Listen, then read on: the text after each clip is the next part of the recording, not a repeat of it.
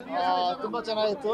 So ನಾವು ಮೊದಲೇ ಹೇಳಿದ್ದೆ ಒಂದಷ್ಟು ಈ ಸಿನಿಮಾದಲ್ಲಿ ನೀವು ಫಸ್ಟ್ ಹಾಫ್ ನೋಡಿದ್ರೆ ಒಂದಷ್ಟು ಲೂಸ್ ಎಂಡ್ಸ್ ಇರುತ್ತೆ, ಸೆಕೆಂಡ್ ಹಾಫಲ್ಲಿ ಎಲ್ಲದರದ್ದು ಕ್ಲಾರಿಟಿ ಸಿಗುತ್ತೆ. ಯಾಕಂದರೆ ಇದು ಕತೆ ಹೇಳಿರೋ ಶೈಲಿ ತುಂಬ ಬೇರೆ ಥರ ಇದೆ.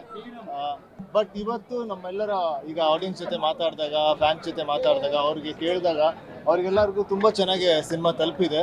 ಸೊ ಅದು ತುಂಬ ಖುಷಿಯಾದ ಒಂದು ವಿಚಾರ. ವಿನಯ್ ಅವ್ರದ್ದು ಸೆಟಲ್ಡ್ ಆಕ್ಟಿಂಗ್ ಅಂತ ರಿವ್ಯೂ ಬರ್ತಾ ಇದೆ, ಇದಕ್ಕೇನು ಹೇಳ್ತೀರಾ? ಅದೇ ಎಲ್ಲರಿಗೂ ಒಂದೊಂದು ರೀತಿ ಇಷ್ಟ ಆಗಿದೆ, ಖುಷಿ ಆಗುತ್ತೆ.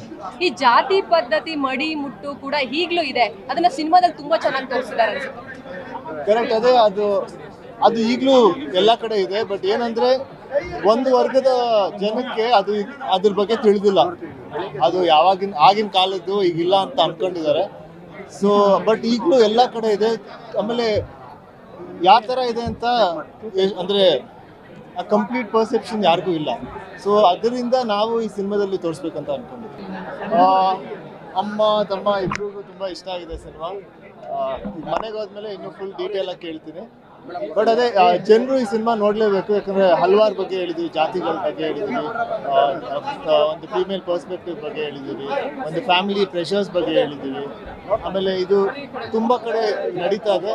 ನಾವು ಎಷ್ಟೊಂದು ಜನ ತಿಳಿದಿರ್ತೀವಿ ಇದಿಲ್ಲ, ಇದು ಇವಾಗ ಕಾಣಲ್ಲ ಅಂತ. ಬಟ್ ಆ್ಯಕ್ಚುಲಾಗಿ ನೋಡಿದ್ರೆ ಅದು ಇನ್ನೂ ಇದೆ. ಸೊ ಅದನ್ನ ಜನ ಇಲ್ಲಿ ಬಂದು ನೋಡಿದ್ರೆ